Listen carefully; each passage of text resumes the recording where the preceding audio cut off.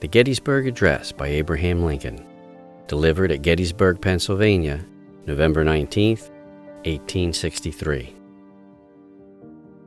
77 years ago, our fathers brought forth on this continent a new nation, conceived in liberty, and dedicated to the proposition that all men are created equal. Now, we are engaged in a great civil war, testing whether that nation or any nation so conceived and so dedicated can long endure. We are met on a great battlefield of that war.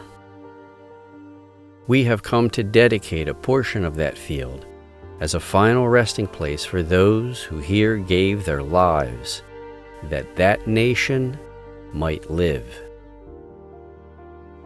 It is altogether fitting and proper that we should do this.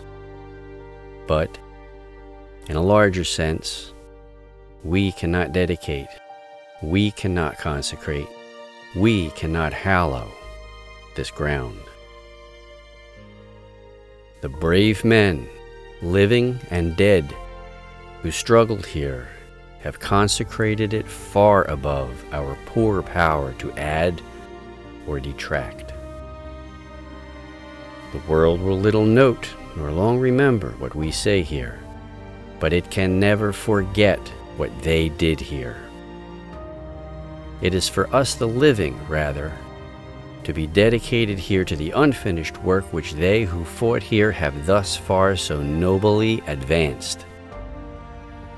It is rather for us to be here dedicated to the great task remaining before us, that from these honored dead we take increased devotion to that cause for which they gave the last full measure of devotion, that we here highly resolve that these dead shall not have died in vain, that this nation, under God, shall have a new birth of freedom, and that government of the people, by the people, for the people, shall not perish from the earth.